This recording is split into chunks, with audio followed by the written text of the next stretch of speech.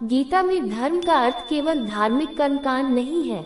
धर्म का एक महत्वपूर्ण अर्थ है सत्य, न्याय और अपने उचित कर्तव्य के मार्ग पर चलना। जब व्यक्ति के सामने सही और गलत के बीच चुनाव हो, तब उसे सत्य और न्याय का साथ देना चाहिए। अर्जुन की समस्या भी यही थी कि वे अपने संबंधों और भावनाओं के कारण अपने कर्तव्य को लेकर भ्रमित हो गए थे। श्री कृष्ण उन्हें विवेक पूर्वक निर्णय लेने की प्रेरणा देते हैं। 12 आसक्ति और मोह। मनुष्य अपने परिवार, वस्तुओं, सफलता और इच्छाओं से जुड़ जाता है। प्रेम और जिम्मेदारी आवश्यक है, लेकिन अत्यधिक मोह व्यक्ति की निर्णय लेने की क्षमता को प्रभावित कर सकता है। गीता हमें सिखाती है कि संसार में रहते हुए अपने कर्तव्यों को निभाएं, लेकिन हर चीज को हमेशा के लिए अपना समझकर उससे चिपके न रहें। आसक्ति कम होने पर मन अधिक स्वतंत्र और शांत हो सकता है। 13 क्रोध और इच्छाओं का संबंध। गीता मनुष्य को बताती है कि अनियंत्रित इच्छा से असंतोष पैदा हो सकता है और असंतोष से क्रोध बढ़ सकता है। क्रोध विवेक को प्रभावित कर सकता है, इसलिए अपनी इच्छाओं को समझना और उन्हें नियंत्रित करना जरूरी है। जब मनुष्य शांत होकर निर्णय लेता है, तब वह गलत कदम उठाने की संभावना को कम कर सकता है। 14 गुरु और मार्गदर्शन। अर्जुन जब भ्रमित होते हैं, तब वे श्री कृष्ण से मार्गदर्शन मांगते हैं।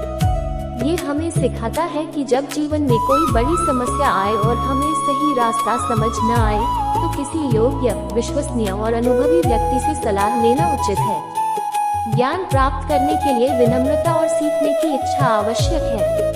15 सच्ची सफलता क्या है। गीता के अनुसार सफलता केवल धन, पद या प्रसिद्धि प्राप्त करना नहीं है।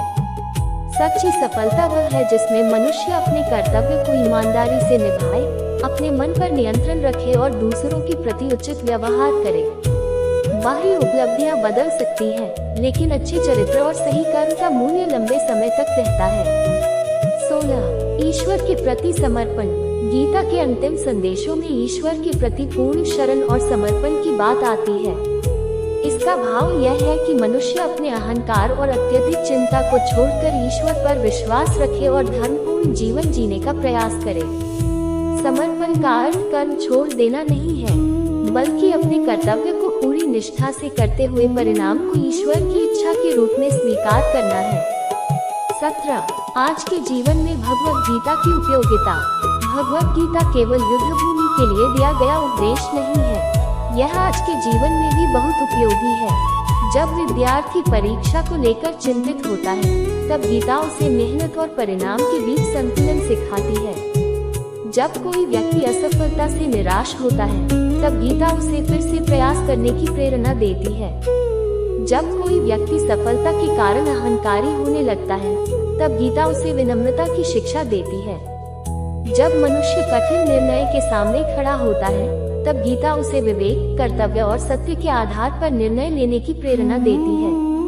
18 भगवत गीता का मुख्य सार। यदि पूरी भगवत गीता के संदेश को सरल शब्दों में समझें, तो इसका सार कुछ इस प्रकार है।